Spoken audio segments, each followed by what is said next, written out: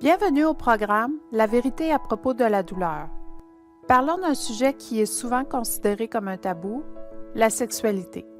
La vérité, c'est que la douleur persistante peut avoir des effets sur la sexualité.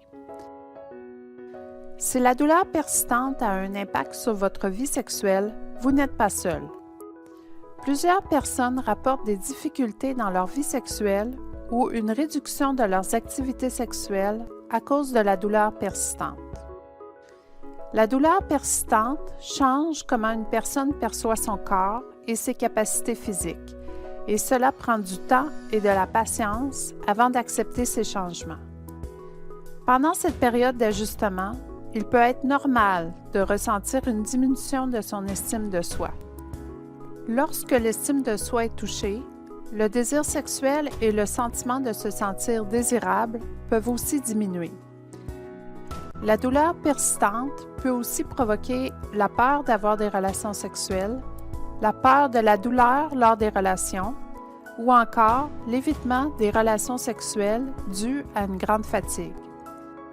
Est-ce que ces situations vous semblent familières? Comme vous le savez peut-être déjà, la sexualité peut procurer de nombreux bienfaits, peu importe si vous êtes seul ou en couple. Au niveau physiologique, le plaisir sexuel sécrète des hormones.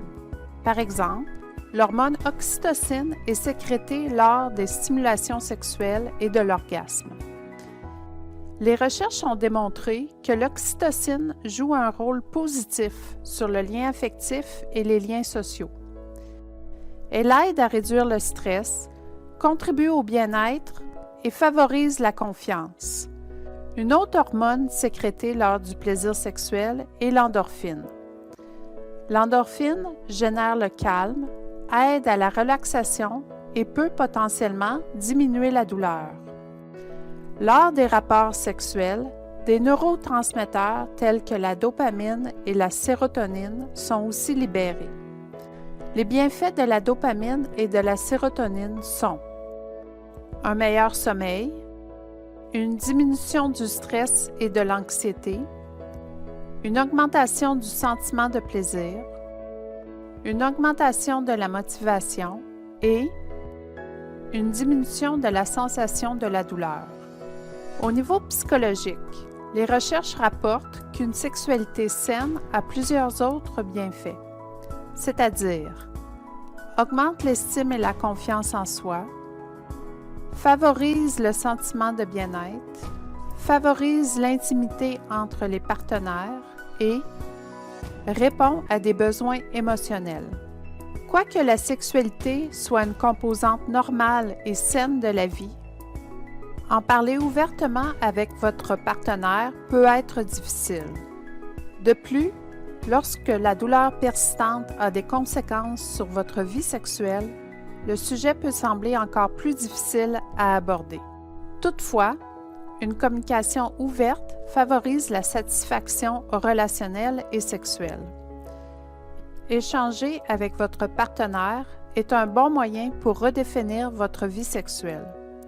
Après tout, la douleur persistante peut être une bonne occasion pour explorer d'autres activités sexuelles qui seraient tout aussi satisfaisantes.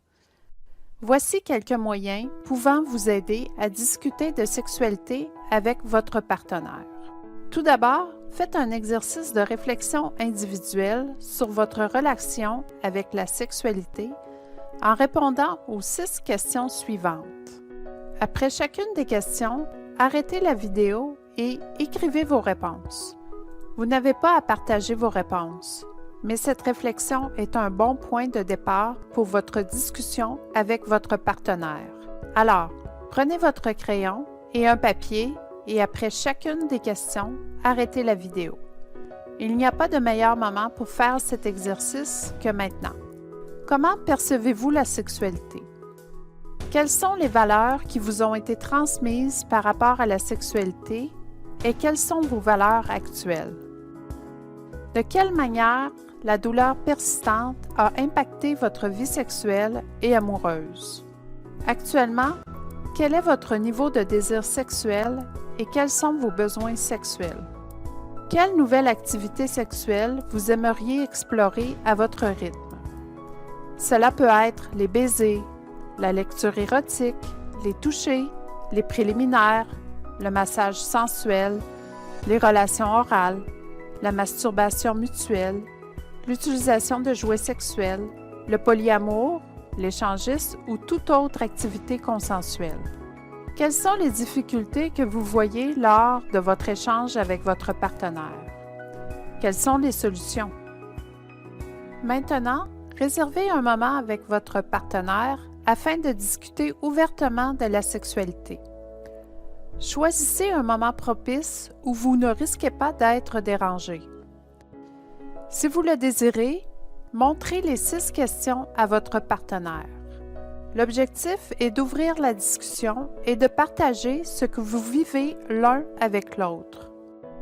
Lors de votre discussion, utilisez des techniques de communication bienveillantes telles que exprimez-vous en utilisant le « je » plutôt que le « tu ».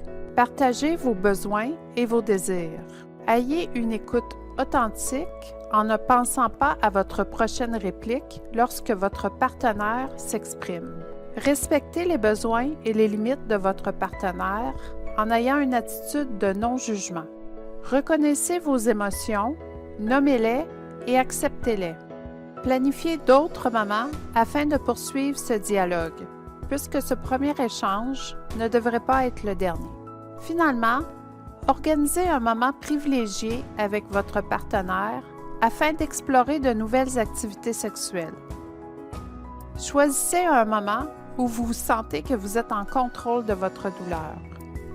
Ayez du plaisir et un bon sens de l'humour pour vous découvrir sous de nouveaux angles.